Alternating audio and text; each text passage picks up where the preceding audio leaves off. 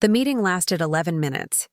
I sat in a windowless conference room on the second floor of the Kellerman Logistics corporate office, while two people I had never spoken to before informed me that my position had been eliminated. One was from Human Resources. The other was a representative from the company's legal department. Neither made eye contact for longer than a second. They read from a prepared script, explaining that the decision was part of a broader restructuring effort, that it was not a reflection of my performance, and that I would receive 2 weeks of severance pay in accordance with company policy. I had been with the company for 9 years. When they finished, the HR representative slid a folder across the table. Inside was a separation agreement, a COBRA notification, and a document acknowledging that I had returned all company property.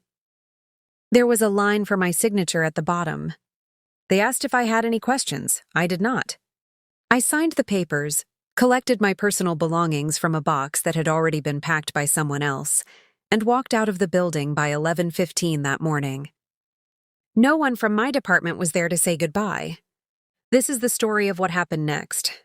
Not to me, but to the company that let me go. My name is Meredith Sloan, and for nearly a decade, I was the person who kept Kellerman Logistics running in ways that no one ever bothered to notice. On paper, my title was Operations Coordinator.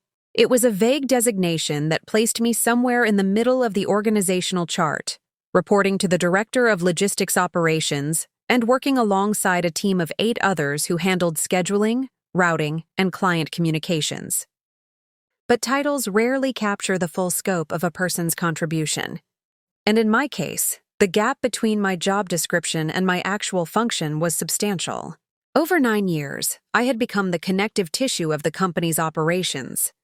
I maintained the databases that tracked shipment histories, client preferences, and vendor performance.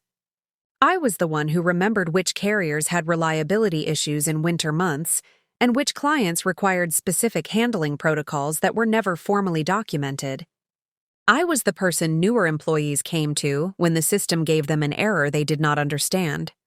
I was the one who stayed late on Fridays to reconcile invoices so that billing disputes did not accumulate into larger problems.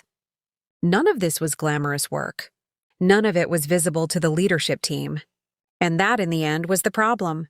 When the new chief operating officer arrived in early March, he came with a mandate from the board to reduce operational costs by 15% within 18 months. His name was Derek Ashford, and he had been recruited from a larger competitor where he had earned a reputation for aggressive restructuring. He spoke frequently about efficiency, streamlining, and eliminating redundancies. Within his first 60 days, he had requested headcount reports from every department and had begun meeting privately with division heads to identify what he called low-impact roles. My name appeared on one of those lists. To be fair, Derek Ashford did not know who I was. He had never visited the operations floor. He had never observed the daily workflow or asked the logistics team how our processes actually functioned. He looked at titles, salaries, and headcount ratios. He saw an operations coordinator whose compensation had increased modestly over 9 years, and whose role, as described in HR documentation, appeared duplicative with other positions on the team. What he did not see was the institutional knowledge I carried. What he did not understand was how many informal systems depended entirely on my memory, my relationships, and my judgment.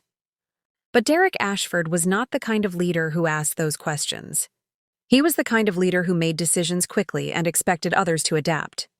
In the weeks before my termination, I noticed changes in how I was being treated. I was excluded from a planning meeting I had attended for 7 consecutive years. My access to certain shared files was quietly revoked without explanation. When I asked my direct supervisor about it, he gave a vague answer about system updates and told me not to worry. I suspected what was coming. I had seen it happen to others. So I did what any reasonable professional would do. I began organizing my work. I am Meredith Sloan created documentation for processes that had previously existed only in my own workflow. I updated client contact records and recorded preferences that had never been formally logged.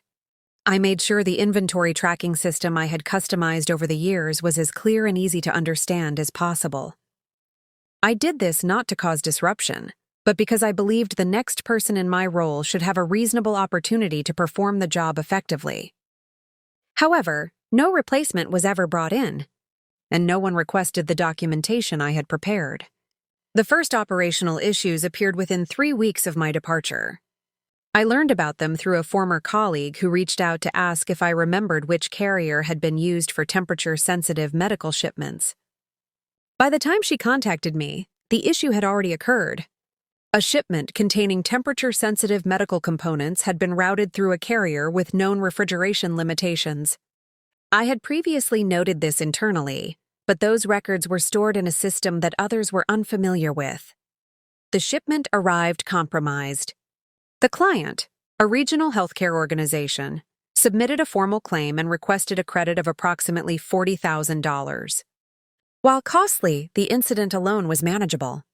What made it notable was that it was only the beginning.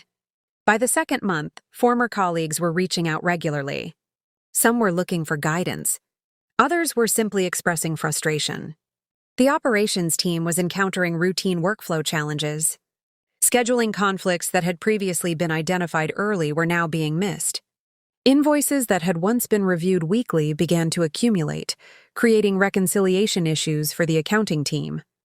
Client calls that had been handled with familiarity and context were now answered by staff who needed callers to repeat basic details. Clients noticed the change. The company had built its reputation on reliability and attention to detail. Many of its contracts involved clients who required precise handling and consistent communication. While perfection was never expected, basic operational consistency was. As that consistency declined, concerns began to surface. One of the organization's largest accounts, representing roughly 12% of annual revenue, requested a meeting with the operations team in late May. I heard about the meeting through multiple contacts. Feedback was uniformly negative.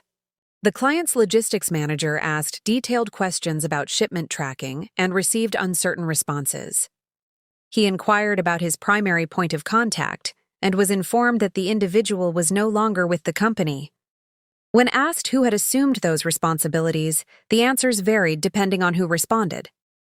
Within 6 weeks, the client began transitioning its business to another provider. By summer, the challenges extended beyond daily operations.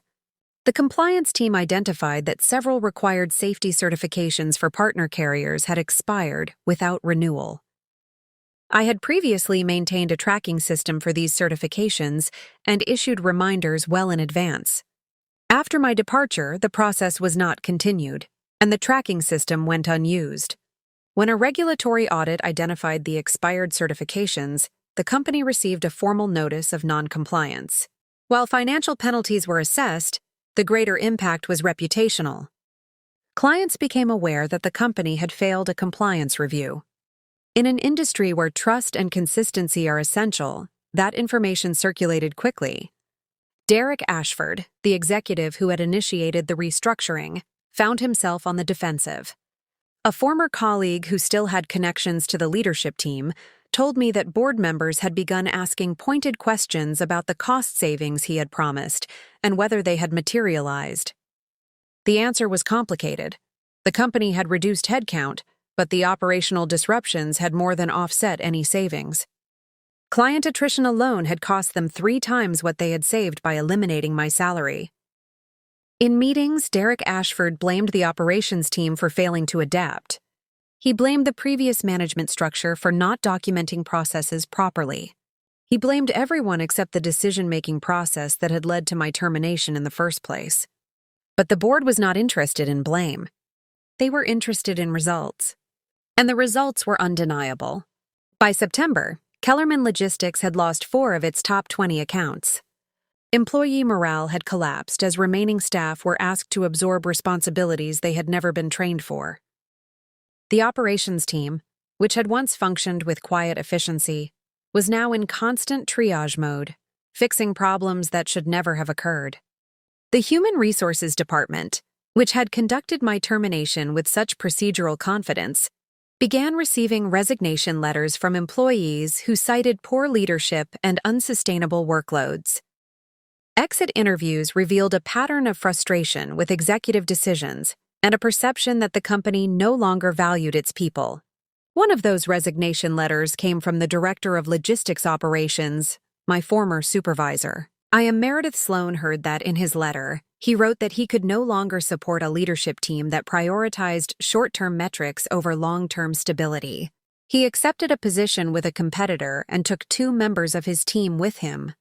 What happened to me during this time was far less dramatic. I had spent the first few weeks after my termination updating my resume and reaching out to professional contacts I had built over my career. Within a month, I received an offer from a smaller logistics firm that specialized in healthcare supply chains. They had heard about me through a former client who had been impressed by my work at Kellerman and wondered if I might be available. The new position paid 12% more than my previous salary and offered a title that more accurately reflected my responsibilities. I accepted without hesitation. Over the following months, I watched from a distance as Kellerman Logistics struggled. Former colleagues reached out occasionally, sharing stories of chaos and mismanagement. I listened without comment. I had no interest in gloating or in seeing my former employer fail. I simply moved forward with my life. But I would be lying if I said there was not a quiet satisfaction in knowing that my value had been proven, even if only in my absence. By the end of the year, Derek Ashford had resigned. The official statement cited personal reasons and a desire to pursue other opportunities. The unofficial story, which circulated widely within the industry, was that the board had lost confidence in his leadership and had given him the choice between resignation and termination. He was not the only casualty. The head of human resources, who had overseen the restructuring process and had personally approved the list of eliminated positions, was reassigned to a lesser role before departing entirely 3 months later. The company's chief executive, who had championed Derek Ashford's hiring, announced an early retirement that surprised no one. Kellerman Logistics did not collapse entirely.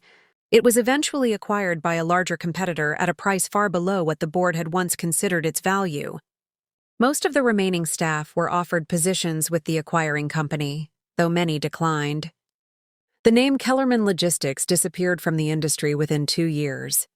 I heard about the acquisition through a professional newsletter. I read the article, closed my laptop, and went back to work. I had been promoted at my new company by then. My expertise in healthcare logistics had proven valuable in an industry with strict compliance requirements and little tolerance for error. My employer had recognized what Kellerman never had: that quiet competence, institutional knowledge, and professional reliability were assets worth protecting. I never spoke publicly about my termination or about what had happened to my former employer afterward. I did not write anonymous reviews or share my story on professional networking sites. I simply continued doing my work, building my career, and investing in relationships with colleagues and clients who appreciated what I brought to the table. What stayed with me in the months and years that followed was not anger, it was clarity. I am Meredith Sloan, who spent so much of my career assuming that hard work would be recognized, that dedication would be rewarded, and that the people making decisions at the top understood what was happening at the ground level. My experience at Kellerman had taught me otherwise. It had shown me that organizations could be remarkably blind to their own dependencies, that executives could make confident decisions based on incomplete information, and that the people who kept things running were often the last to receive credit and the first to be sacrificed. It was not a lesson I had wanted to learn, but it was a valuable one. At my new company, I approached my work differently. I still gave my full effort, still built relationships and systems and processes that added value. But I also advocated for myself in ways I had never done before. I made sure my contributions were visible to leadership. I documented my work and shared it with colleagues who could speak to its impact. I asked for promotions when I deserved them and negotiated my compensation with confidence. I had learned that being good at your job was not enough. You also had to ensure that the people with power understood your value. Otherwise, you were just a line item on a spreadsheet, waiting for someone like Derek Ashford to decide that you were expendable. The healthcare logistics firm where I now worked had a different culture than Kellerman. The leadership team was smaller and more engaged with day-to-day operations. They held regular meetings where employees at all levels were invited to share feedback and raise concerns. When the company faced challenges, they communicated openly about the situation and asked for input rather than making decisions in isolation. It was not a perfect organization. No company was. But it was a place where I felt respected and where my expertise was valued. I built a team of my own over time, hiring carefully and training thoroughly. I made sure that institutional knowledge was documented and shared, that no single person was a single point of failure. I remembered what had happened at Kellerman and was determined not to let it happen again. Years later, a former coworker from Kellerman reached out to reconnect. We met for coffee, and she asked me if I had followed the company's decline. I said I had, briefly. She asked if I felt vindicated. I thought about the question for a moment before answering. Vindication was not quite the right word. I had never wanted the company to fail. I had wanted to be valued for my contributions. And when that did not happen, I had found a place that did value me. What happened to Kellerman was not something I had caused or wished for. It was simply the natural consequence of decisions made by people who did not understand what they were dismantling. She nodded and said that the leadership had never learned from their mistakes. They had blamed everyone but themselves until there was no one left to blame. I finished my coffee and checked the time. I had a meeting in an hour and needed to prepare. The story of Kellerman Logistics became something of a cautionary tale within the regional business community. It was discussed at industry conferences and in graduate business programs as an example of how not to manage organizational change. Consultants cited it when advising companies on the risks of rapid restructuring without adequate due diligence. Human resources professionals referenced it when arguing for more thorough impact assessments before eliminating positions. Derek Ashford, for his part, struggled to find another executive role at the same level. His reputation had been damaged by the Kellerman collapse, and potential employers were wary. He eventually took a consulting position with a smaller firm, advising companies on operational efficiency. Whether he ever understood the irony of that role, I cannot say. The human resources representatives who had conducted my termination meeting moved on to other companies and other roles. They had been following procedures, doing what they were told, processing paperwork that someone else had decided was necessary. They were not villains. They were functionaries in a system that did not require them to ask difficult questions or consider second-order consequences. That, perhaps, was the most troubling part of the entire experience. No one at Kellerman Logistics had woken up that morning intending to destroy the company. No one had made deliberately harmful decisions. They had simply failed to understand what they did not understand. They had trusted titles and org charts and headcount ratios to tell them who was important and who was not. They had confused visibility with value and assumed that quiet competence was the same as low impact. It was a mistake that countless organizations continue to make, and it was a mistake that I, in my new role with my new company, worked every day to prevent.